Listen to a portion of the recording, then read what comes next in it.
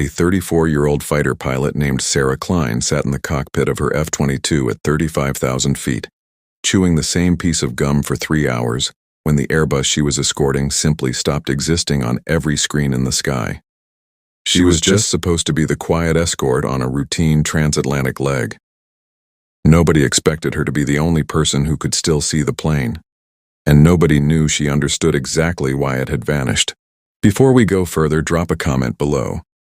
Have you ever been in a moment where you had to choose between what was safe and what was right? And if stories like this are what you're here for, subscribe. More coming. Because what Sarah did in the next 43 minutes changed how she saw her entire life, and it might change how you see yours. Let me take you back to the beginning. To everyone around her, Sarah Klein was the reliable one. The pilot who showed up early, checked every item on the list twice, and never complained when they gave her the long escort missions that flashy pilots considered boring. Base personnel treated her with that gentle kind of respect people give to someone they assume has already peaked. "Sarah's solid," they'd say in the ready room, smiling the way you smile at a dependable older sibling. Nobody was mean. They just didn't see her. On a quiet Tuesday morning 2 weeks before the flight, she sat in the squadron lounge drinking black coffee and methodically organizing approach plates that didn't need organizing. Another pilot, Captain Ramirez, walked by and clapped her on the shoulder. "You're so good at what you do, Klein, it's perfect for you." The words were kind. They also meant, this is your ceiling. Stay in your lane. Later that same evening, back in her small off-base apartment, Sarah did something she hadn't done in months. She opened the bottom drawer of her dresser and took out an old, cracked leather flight journal. The cover was faded, the pages yellowed at the edges. It had belonged to her mentor, Colonel Elias Grant, who had died 6 years earlier. Inside were handwritten notes, diagrams that looked half-mad, and one small pressed wildflower from a training exercise in Nevada.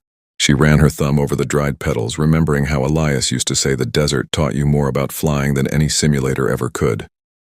For a long moment she just held the journal, then carefully placed it back in the drawer like it was made of something more fragile than paper. The next morning she reported for the escort mission, feeling the same quiet steadiness she always carried. On the surface, everything was calm. Underneath, something she couldn't name had been restless for weeks. What almost no one knew was that Sarah Klein carried knowledge most fighter pilots never touched. She remembered fragments of nights spent in dusty hangars with Elias after official hours. He had been her father's wingman once, and after her dad passed, Elias had taken her under his wing in a way that felt both chosen and inevitable. One memory came clearest. The two of them inside an old hangar at a classified range, rain hammering the metal roof. Sarah, younger then, was sweating through a flight suit while Elias made her practice manual frequency adjustments on equipment that officially didn't exist anymore. "When will I ever need to know this?" she had asked, frustrated, wiping grease from her hands. Elias had looked at her with those calm, weathered eyes and said, "You'll know. And when you do, everything changes." He taught her how modern aircraft could be made to disappear from radar not through magic, but through layered electronic warfare techniques. Some of them so old they had been forgotten, others so new they were barely tested. He showed her how to read the ghost signatures, the way certain jamming patterns created holes in the sky that instruments refused to acknowledge. In one particularly intense training session under a blazing desert sun, Elias had her flying low-level runs while he triggered experimental countermeasures from the ground. The instruments went blank. For 40 terrifying seconds, she flew on nothing but visual references and instinct. When she landed, shaking, he had simply nodded. "The sky lies when it wants to. Trust your eyes and your gut." That line lived in her bones now. There was one other detail he had shared almost casually, the kind of fact that seems unimportant until it becomes everything. Certain older Airbus models carried a rarely used backup transponder configuration that responded to specific legacy military interrogation codes. Almost nobody remembered the codes. Sarah did. She returned to the present as her F-22 took position off the Airbus's right wing. Everything looked normal. For now. It was a clear night over the Atlantic, the kind where the moon painted silver edges on the clouds far below.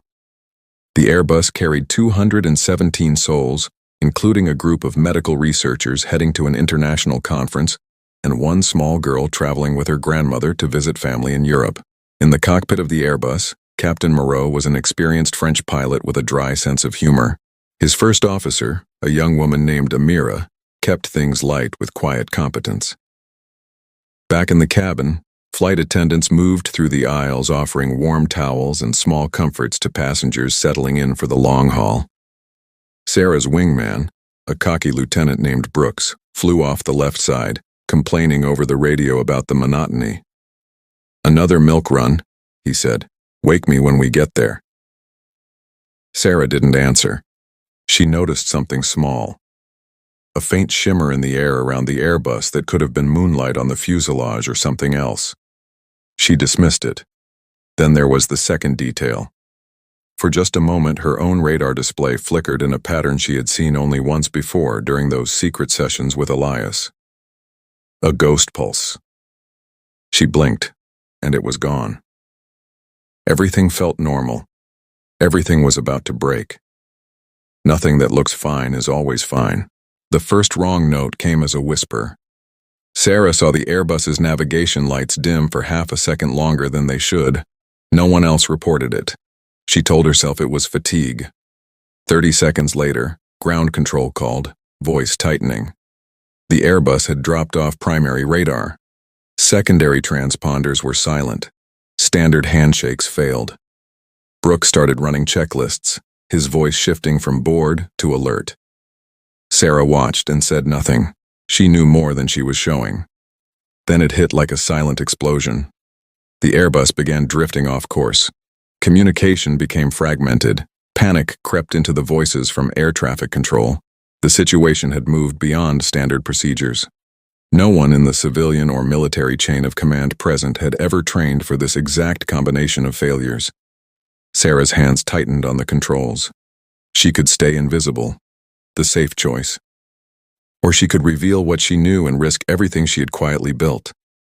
Stay with me here, because what happens in the next few minutes is the part nobody talks about. And once you hear it, you won't forget it. Think about what you would have done in their position. Hold that thought. Sarah keyed her mic. The first response was gentle dismissal. "Klein, we've got this," Brooks said. "Let the controllers work it." Then came firm refusal from the command post. "Negative on any non-standard maneuvers. Maintain escort position and stand by." When their alternative, trying to re-establish contact through standard military channels, failed catastrophically, and the Airbus continued its silent drift, Sarah acted. She transmitted a specific legacy interrogation code on a frequency almost no one used anymore. The Airbus responded with a single faint data burst that only her systems caught. She named the exact jamming pattern she believed they were dealing with. Then she performed a manual frequency shift on her own radar that shouldn't have worked on modern equipment. It did. The colonel on the ground, a man named Whitaker who had known her for years as the reliable pilot, went quiet for 3 long seconds. "Explain yourself, Major." Sarah's voice stayed steady. "Sir, I was taught by someone who saw things coming that others didn't." In that moment, the anchoring journal in her mind felt heavier. She thought of the little girl in seat 14C whose grandmother had smiled at Sarah during pre-flight. A human face. A voice she might never hear again if she was wrong.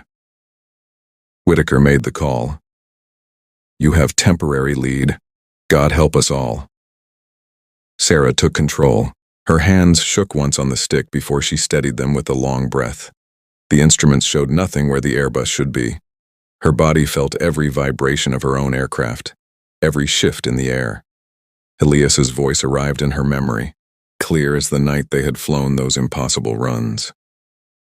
"The sky lies when it wants to. Trust your eyes and your gut." The actual situation was worse than anyone realized. The Airbus hadn't just disappeared from radar. A sophisticated but imperfect electronic warfare suite, possibly triggered by sabotage or cascading failure, had created a moving bubble of invisibility around the plane. It was also interfering with their flight controls in subtle, deadly ways. Available resources: 2 F-22s, limited time, and Sarah's knowledge. The plan was simple. I'm going to guide them out visually. Brooks, you stay high and relay. Do not break formation unless I say. She moved in closer than regulations allowed, close enough to see the Airbus's windows glowing softly. Step by step, she began transmitting corrections on the legacy frequency, talking the Airbus pilots through manual adjustments that felt like flying blindfolded. Brooks's voice changed from skeptical to focused. Copy, lead, I'm with you. Even Whitaker stayed silent now, listening. Then came the crisis within the crisis. Mid-execution, the Airbus suddenly began losing altitude in a way that didn't match any known failure mode. Not in any training scenario. Sarah realized the jamming had started affecting their pitot tubes and air data computers in a cascading chain. The solution didn't come from a manual. It came from something human. She remembered Elias once telling her about an old cargo flight where pilots had used visual references to a mountain range when all instruments failed. There were no mountains here, but there was moonlight on the cloud layer below. She told the Airbus crew to use the shadow their own plane cast on the clouds as a crude attitude reference. In the middle of it all, a brief moment of tenderness passed between Sarah and the voice of Captain Moreau on the other side. I have children, he said quietly during a pause in corrections. I know, Sarah answered, her own throat tight. We're getting you home. It was out of place. It was exactly why it belonged. The final approach was the slowest, most detailed sequence of her life. Every correction stretched into eternity. She saw the Airbus's wingtip lights clearly now, guiding them toward the edge of the jamming bubble. The prophetic line returned in her mind at the moment of maximum doubt, when it looked like they might not break through. The sky lies when it wants to. Trust your eyes and your gut. She trusted.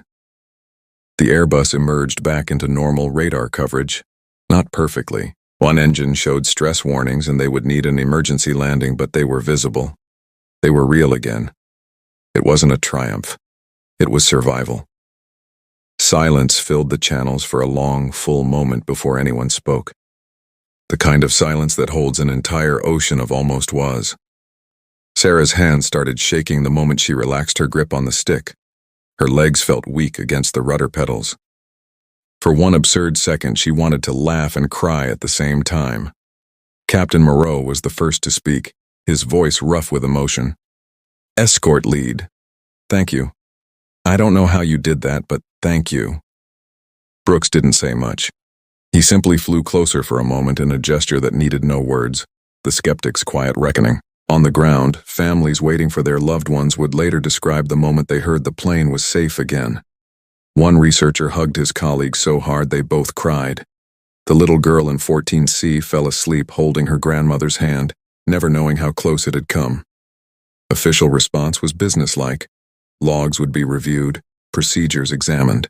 But the raw human gratitude came through in the quiet well done from Colonel Whitaker, and the way ground crew later looked at Sarah differently. Weeks later, Sarah met Elias's widow at the small memorial garden where they had scattered his ashes years before. No big speeches, just two people sitting on a bench as the sun went down. What passed between them was a look of mutual recognition, the knowledge that his strange lessons had saved lives. Sarah took out the old leather journal one last time. The pressed wildflower was still there, but its meaning had changed completely. It wasn't just a memory of training anymore. It was proof that someone had believed in her long before the sky demanded she prove herself. She sat alone for one moment in the garden, the journal in her lap, before the world arrived with questions and cameras and new respect she wasn't sure she wanted. Months later, Sarah was back flying routine missions, but ordinary felt different now. People looked at her longer in the hallways. Some asked questions she didn't fully answer. She returned to the same dusty hangar where Elias had trained her.